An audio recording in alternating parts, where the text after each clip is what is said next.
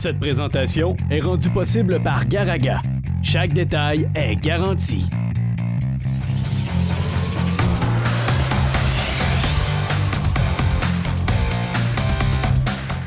Troisième journée d'action en ce 31e Tour de Beauce, le Tour de Beauce 2016. Guy Napper-Frenette, bonsoir. Bonsoir.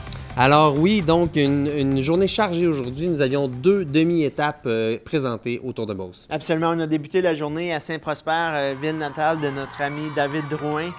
Beauceron au sein de l'équipe nationale avait l'opportunité de se dévoiler devant ses partisans, ses amis. Bon, pas un spécialiste par contre de la discipline. Non, effectivement, mais c'est une belle opportunité pour lui de montrer ses habiletés et sa progression dans sa carrière. Mais parlons d'un autre membre de l'équipe canadienne, Hugo Hull. Yeah, Hugo is a national champion in the time trial, also the Pan American Game champions.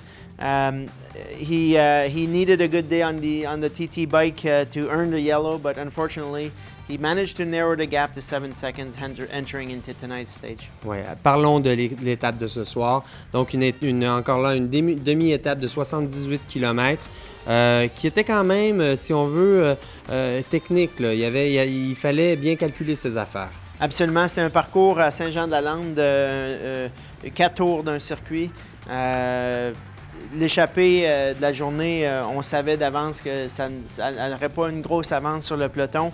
Les objectifs des équipes, c'était d'arriver au barrage en tant que groupe regroupé, ce qui est arrivé ce soir. The Sartigan Dam, which was in the last kilometer before the finish. So the teams really had to calculate their things correctly in order to be well positioned at the end of this cross over the bridge. That's correct. With a very narrow bridge, after a very long descent and many sharp turns, you needed to be at the front of the group entering the dam if you wanted to be on top in first. And right after that dam, for the finish, there was a wall. Yeah, the wall, it was about 21-degree slope for about 900 meters. Very difficult for these guys when they've just raced for 75K and you're sprinting for the win here, so very challenging. Alors un mur, donc, à la fin là, de l'étape, pendant qu'on voit les cyclistes qui traversent donc le barrage Sartigan, nous en parlions un peu plus tôt. Donc quand même, le barrage qui se présentait aux coureurs après une descente et une courbe quand même assez prononcée.